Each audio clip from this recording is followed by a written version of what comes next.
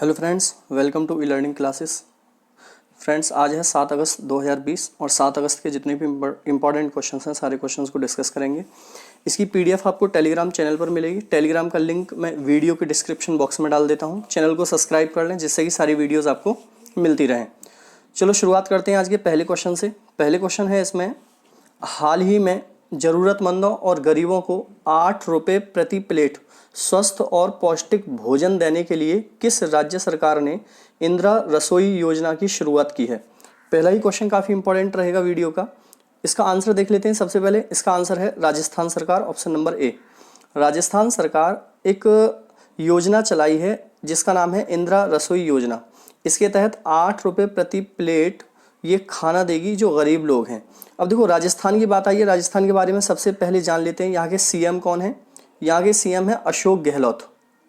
अशोक गहलोत यहाँ के सीएम है। जबकि यहाँ के गवर्नर कौन है, कलराज मिश्र।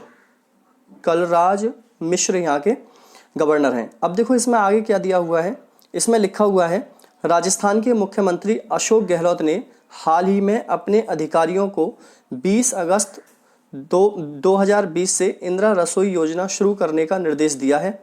सीएम ने कहा है कि यह राजस्थान सरकार के नो हंगर नो स्लीप के संकल्प को साकार करने की दिशा में एक और कदम है। इस योजना के तहत ज़रूरतमंदों और गरीबों को 8 रुपये प्रति प्लेट में स्वस्थ और पौष्टिक भोजन मिलेगा। योजना पर राज्य सरकार प्रति वर्ष 100 करोड़ रुपए खर्च करेगी। तो इम्पॉर्टेंट न्यूज़ है, इस क्वेश्चन से रिलेटेड पढ़ लेना ठीक से। देखो ये क्वेश्चन नंबर 2 है, बीसीसीआई ने उम्र में धोखाधड़ी करने पर कितने वर्ष का बैन लगाने की घोषणा की है। ये भी इंपॉर्टेंट रहेगा क्वेश्चन, काफ़ी हाईलाइट है। आंसर होगा दोस्तों इसका डी, 2 साल का।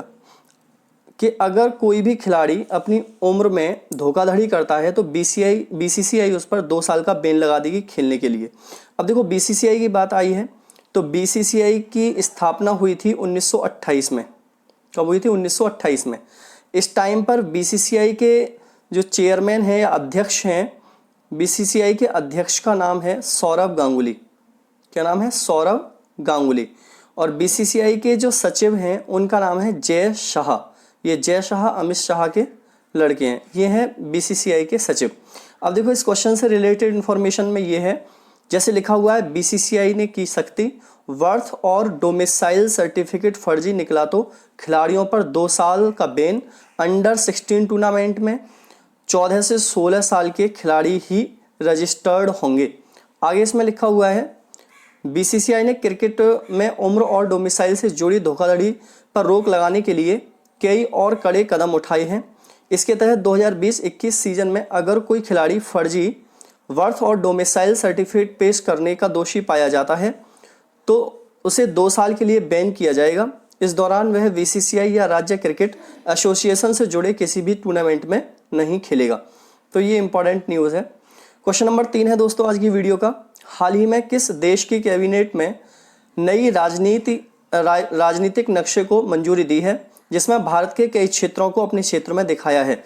देखो ये नक्शे वाला विवाद है, काफ़ी चल रहा है। इससे पहले देखोगे नेपाल ने भारत के कई हिस्सों को अपने मैप में दिखाया है। अब ये एक नया विवाद आ गया है जिसमें अब पाकिस्तान, इसका आंसर है पाकिस्तान ने भारत के कई हिस्सों को अपने नक्शे में दिखाया है। क्वेश्चन नंबर 3 और क्वेश्चन नंबर 3 का आंसर है पाकिस्तान ने भारत के कई हिस्सों को अपने नक्शे में दिखाया है। अब देखो पाकिस्तान की यहाँ पर बात करूँ तो राजधानी पाकिस्तानी क्या है? इस्लामाबाद। यहाँ के पीएम कौन है? इमरान खान। इनकी पार्टी का नाम क्या है? तहरीक-ए इंसाफ। और यहाँ के जो राष्ट्रपति हैं उनका नाम क्या है? आरिफ मोहम्मद। राष्ट्रपति आरिफ मोहम्मद। ये पूछे भी गए थे एक बार पेपर में कि राष्ट्रपति कौन है, क्योंकि एक्चुअल में ये आगरा से बिलोंग करते हैं। इनका जो मूल जन्म स्थान है वो आगरा है। तो इतनी जान लेनी है। बाकी देखो आगे इन्फॉर्मेशन में ये लिखा हुआ है, भारत ने मंगलवार को पाकिस्तान को तथाकथित नए राजनीतिक नक्शे को जारी करने पर आड़े हाथ लिया, जिसमें दावा किया गया है कि जम्मू कश्मीर और गुजरात के कुछ हिस्से उसके क्षेत्र का हिस्सा हैं। भारत ने इसे राजनीतिक मूर्खता की संज्ञा देते हुए कहा है कि इन हास्यास्पद दावों की ना तो कोई कानूनी वैधता है और ना ही अंतर्राष्ट्रीय विश्वसनीयता। नई दिल्ली की ओर से यह कड़ी प्रतिक्रिया पाकिस्तान के प्रधानमंत्री इमरान खान द्वारा इस्लामाबाद में उनके देश का एक नया राजनीतिक नक्शा जारी करने के कुछ घंटे बाद आई। दावा किया गया है कि पाकिस्तान की संघीय कैबिनेट ने मंगलवार को ही नक्शे को मंजूरी दे दी थी। तो इसमें जम्मू कश्मीर का और इसमें गुजरात के जो कच्छ वाला हिस्सा है उसे अपने नक्शे में दर्शाया गया है। आगे देखते हैं, क्वेश्चन नंबर देखोगे 4 है आज की वीडियो का। हाल ही में जम्मू कश्मीर के उपराज्यपाल गिरीश मुर्मू के इस्तीफा के बाद किसे जम्मू कश्मीर का उपराज्यपाल नियुक्त किया गया है? ये वेरी मोस्ट इंपोर्टेंट क्वेश्चन है, याद रखोगे। तो पहले इसका आंसर जान लेते हैं। आंसर है दोस्तों क्वेश्चन नंबर 4 का सी, मनोज सिन्हा। मनोज सिन्हा को जम्मू कश्मीर का नया उपराज्यपाल नियुक्त किया गया है, जबकि इससे पहले अभी जो थे वो थे गिरीश मुर्मू, और गिरीश मुर्मू ने अपना इस्तीफा दे दिया है। अब देखो, जम्मू कश्मीर की अगर बात करें तो जम्मू कश्मीर एक पूर्ण राज्य हुआ करता था, लेकिन 31 अक्टूबर 2019 को जम्मू कश्मीर को एक यूनियन टेरिटरी बना दिया गया, केंद्र शासित प्रदेश बना दिया गया, और जम्मू कश्मीर से ही निकालकर लद्दाख को भी यूनियन टेरिटरी 31 अक्टूबर 2019 को बना दिया गया। जब ये यूनियन टेरिटरी बन गया तो अब यहाँ पर सरकार नहीं है, यहाँ पर उपराज्यपाल का शासन है, और प्रॉपर इसको जो हैंडल करती है सेंट्रल गवर्नमेंट हैंडल करेगी। तो काफ़ी इंपॉर्टेंट है जम्मू कश्मीर का मैटर, पढ़ते रहो, इससे जो भी रिलेटेड इन्फॉर्मेशन है सारी पेपर में आती है। क्वेश्चन देखो, इसमें लिखा हुआ है, जैसे मैंने एक पिक्चर लगाई है गिरीश मुर्मू की, मनोज सिन्हा की, जिनको बनाया गया है जम्मू कश्मीर का उपराज्यपाल। आगे देखेंगे, क्वेश्चन नंबर 5 है दोस्तों, हरियाणा में पंचायती चुनावों में महिलाओं के लिए कितने प्रतिशत सीटों को आरक्षित किया गया है? क्वेश्चन नंबर 5 का आंसर है 50%, ऑप्शन नंबर डी। 50% सीटें हरियाणा में पंचायती चुनावों में महिलाओं के लिए आरक्षित होंगी। मतलब 100 सीटें अगर वहाँ मान लो वहाँ पर 100 सीटें हैं पंचायत में, तो 100 सीटों में 50 सीटों महिला की रिजर्व होंगी, 50 सीटों पर महिला इलेक्शन लड़ेंगी। अब देखो, हरियाणा की बात है तो हरियाणा के सीएम कौन है? मनोहर लाल खट्टर। मनोहर लाल खट्टर यहाँ के सीएम हैं, और यहाँ के गवर्नर कौन है? नारायण आर्य। नारायण आर्य ये नाम है इनका। आगे देखोगे, सत्यदेव नारायण आर्य पूरा नाम है। आगे देखोगे, इसमें दिया हुआ क्या है दोस्तों? इसमें दिया हुआ है, जैसे लिखा है, हरियाणा पंचायत चुनाव में महिलाओं के लिए 50% सीटें अब आरक्षित होंगी। रक्षाबंधन त्यौहार पर खुद मुख्यमंत्री मनोहर लाल खट्टर ने इसका ऐलान किया। मिली जानकारी के मुताबिक मनोहर लाल खट्टर ने आने वाले पंचायत चुनाव में महिलाओं के लिए 50% सीटें आरक्षित करने की घोषणा की है। विधानसभा चुनाव से पहले भाजपा और जजपा ने अलग अलग चुनाव घोषणा पत्र जारी करते हुए महिलाओं की पंचायती राज व्यवस्था में भागीदारी बढ़ाने का दावा किया था। गौरतलब है कि हरियाणा में अगले साल पंचायत चुनाव होने हैं। तो याद रख लेना, इन्फॉर्मेशन काफ़ी इंपॉर्टेंट रहेगी। क्वेश्चन देखो, आगे भी लिखा हुआ है इसमें, महिलाओं के 50% आरक्षण देने पर गौर करें तो देश के फिलहाल 20 राज्य पहले ही पंचायती राज्य संस्थाओं में महिलाओं को 50% आरक्षण दे चुके हैं। इसमें देखो कुछ राज्यों के नाम मैं बता देता हूँ, आंध्र प्रदेश, बिहार, पंजाब, गुजरात, कर्नाटक, मध्य प्रदेश, महाराष्ट्र, ओडिशा, राजस्थान, तमिलनाडु, ये और भी राज्य हैं जो 50% आरक्षण महिलाओं को पंचायती चुनाव की सीटों में देते हैं। तो कुछ नाम हैं, याद रख लेना, पेपर में आते रहते हैं। टोटल 20 राज्य हैं। देखो क्वेश्चन नंबर 6 है आज की वीडियो में, हाल ही में हुरून ग्लोबल यूनिकॉर्न 2020 की सूची में भारत एक पायदान से चलकर कौन से स्थान पर पहुंच गया है? एक्चुअल में चलकर नहीं है, फिसल कर है, ठीक है ना, मतलब नीचे गिर गया है भारत, फिसल कर एक स्थान नीचे फिसला है, और कौन से स्थान पर पहुंच गया है? तो इसका आंसर है दोस्तों बी, चौथे स्थान पर। भारत हुरून ग्लोबल यूनिकॉर्न 2020 की एक रिपोर्ट आई है जिसमें भारत एक पायदान फिसल कर कितना पहुंच गया है? चौथे पर, पहले तीसरे पर था। देखो इसमें क्या लिखा हुआ है, भारत हुरून ग्लोबल यूनिकॉर्न 2020 की सूची में एक पायदान फिसला, टॉप पर है अमेरिका। हुरून ग्लोबल यूनिकॉर्न 2020 की सूची में भारत की 21 कंपनियां शामिल थीं।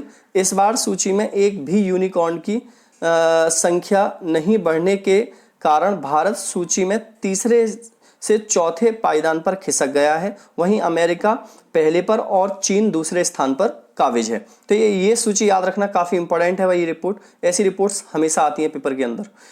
क्वेश्चन नंबर देखोगे 7 है आज में, हाल ही में विद्यार्थी विज्ञान मंथन 2020-21 का शुभारंभ किसने किया है? विद्यार्थी विज्ञान मंथन 2020-21 का शुभारंभ किया है। Option number c, doctor Harshvardhan. Doctor Harshvardhan ने विद्यार्थी विज्ञान मंथन 2020-21 का शुभारंभ किया है। अब देखो इसमें क्या दिया है, इसको देख लेते हैं एक बार। केंद्रीय विज्ञान और प्रौद्योगिकी मंत्रालय मंत्री डॉक्टर हर्षवर्धन ने विद्यार्थी विज्ञान मंथन 2020-21 का शुभारंभ किया। वीवीएम कक्षा 6ठी से 11वीं के स्कूली छात्रों के बीच विज्ञान को लोकप्रिय बनाने का एक राष्ट्रीय स्तर का कार्यक्रम है। वीवीएम विज्ञान प्रसार GOI शिक्षा मंत्रालय के अधीन एक संस्था NCERT के सहयोग में विजना भारती की एक पहल है। कुल मिला के ये है कि 11वीं तक के स्कूल के छात्रों को विज्ञान बहुत ज़्यादा इनके लिए इम्पॉर्टेंट होती है, उसको लोकप्रिय बनाने के लिए सारे कार्यक्रम चला रही है। तो काफ़ी इंपॉर्टेंट है। किसने किया है इसको शुरू? डॉक्टर हर्षवर्धन, जो कि हमारे केंद्रीय विज्ञान और प्रौद्योगिकी मंत्री हैं। आगे देखो इसमें क्या है। क्वेश्चन नंबर 8, हाल ही में ब्रिटिश ग्रैंड प्रिक्स 2020 किसने जीती है? देखो ये प्रिक्स हमेशा आती हैं, ग्रैंड प्रिक्स जो होती हैं पेपर में एक ज़रूर आती है। तो इसका आंसर होगा दोस्तों क्वेश्चन नंबर 8 का Lewis Hamilton. Option number A, ये मर्सिडीज गाड़ी के हैं मालिक लुइस हैमिल्टन, इन्होंने ब्रिटिश ग्रैंड प्रिक्स 2020 जीती है। अब देखो इसमें जैसे लिखा हुआ है, हाल ही में संपन्न हुई फार्मूला 1 ब्रिटिश ग्रैंड प्रिक्स 2020 का खिताब ब्रिटिश के मर्सिडीज रेसर लुइस हैमिल्टन ने जीत लिया है। हैमिल्टन ने दूसरे स्थान पर रहे बुल के बैरिस्टापेन को 6 सेकंड के अंतर से मात दी। वहीं फरारी के चार्ल्स लेक्लर्क ने इस प्रतियोगिता में तीसरा स्थान हासिल किया। इस वर्ष ग्रैंड प्रिक्स का आयोजन यूनाइटेड किंगडम के सिल्वर स्टोन स्थित सिल्वर स्टोन सर्किट में किया गया। इस वर्ष ग्रैंड प्रिक्स ने अपनी 70वीं सालगिरह भी मनाई है। तो याद रख लेना, पूरी इंपॉर्टेंट है कि इन्होंने हराया किसको है, तो बैरिस्टापेन को इन्होंने हराया है। आगे देखोगे क्वेश्चन नंबर 9 है दोस्तों, हाल ही में किस देश के वैज्ञानिकों ने शुक्र पर सक्रिय ज्वालामुखी की खोज की है? शुक्र ग्रह बोले तो वीनस, ठीक है, शुक्र ग्रह पर सक्रिय ज्वालामुखी की खोज की है। तो दोस्तों इसका आंसर देख लेते हैं। सबसे पहले इसका आंसर है स्विट्जरलैंड। स्विट्जरलैंड के वैज्ञानिकों ने शुक्र ग्रह पर सक्रिय ज्वालामुखी की खोज की है। अब देखो शुक्र के बारे में एक खास बात ये जान लेना कि शुक्र ग्रह का कोई उपग्रह नहीं है। एक तो शुक्र का नहीं है और एक बुध का नहीं है। वैसे तो खास बात इसमें बहुत है शुक्र में कि सबसे ज़्यादा गर्म ग्रह भी है, क्योंकि यहाँ पर CO2 की मात्रा 95 के करीब पाई जाती है, 95% के करीब पाई जाती है। ये सबसे ज़्यादा चमकीला ग्रह भी है। काफ़ी सारी इसके बारे में जानकारी है अगर हम पढ़ने बैठ जाएं तो। आगे देखते हैं इसमें रिपोर्ट क्या है। रिपोर्ट कार्ड में ये है कि पहली बार शुक्र पर कई सक्रिय ज्वालामुखी स्थलों की पहचान की गई है।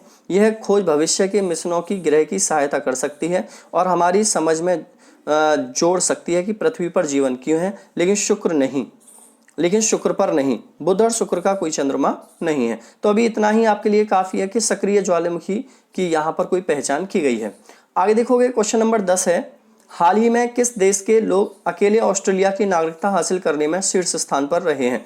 ये काफ़ी इंपॉर्टेंट रहेगा क्वेश्चन भाई, और इसका आंसर है सी, भारत। भारत के लोग सबसे ज़्यादा ऑस्ट्रेलिया की नागरिकता हासिल करने वाले रहे हैं। काफ़ी इंपॉर्टेंट है। ऑस्ट्रेलिया की बात भी कर लें यहाँ पर, तो ऑस्ट्रेलिया की राजधानी है कैनबरा। क्या है? कैनबरा यहाँ की राजधानी है। और यहाँ के जो राष्ट्रपति हैं उनका नाम है स्कॉट मॉरिसन। ठीक है, ऑस्ट्रेलियाई डॉलर यहाँ की करेंसी है। आगे इसमें देखते हैं क्या दिया हुआ है। जैसे लिखा है, भारतीय हैं ऑस्ट्रेलिया में नागरिकता के लिए पहली पसंद। ऑस्ट्रेलिया दूसरे यूरोपियन देशों की तुलना में शांतिपूर्ण देश है। यहाँ श्रम और प्रतिभा की प्रतिष्ठा है। इसी कारण ऑस्ट्रेलियाई नागरिकता हासिल करने में भारतीय सबसे आगे हैं, जबकि 4 देश जैसे कि चीन और पाकिस्तान भी इसी पंक्ति में खड़े दिखाई देते हैं। देखो क्वेश्चन आज टुडे है दोस्तों, जिसका आपको आंसर कमेंट बॉक्स में हमेशा की तरह देना है। क्वेश्चन है, प्रधानमंत्री जनधन योजना के तहत अब तक 6 वर्षों में कितने करोड़ से अधिक बैंक खाते खुल चुके हैं? क्वेश्चन काफ़ी इंपॉर्टेंट है वीडियो का। और उम्मीद करता हूँ कि सभी दोस्तों को वीडियोस पसंद आ रही होंगी। चलो मैं लेता हूँ आपसे विदा, टाटा bye bye and take care.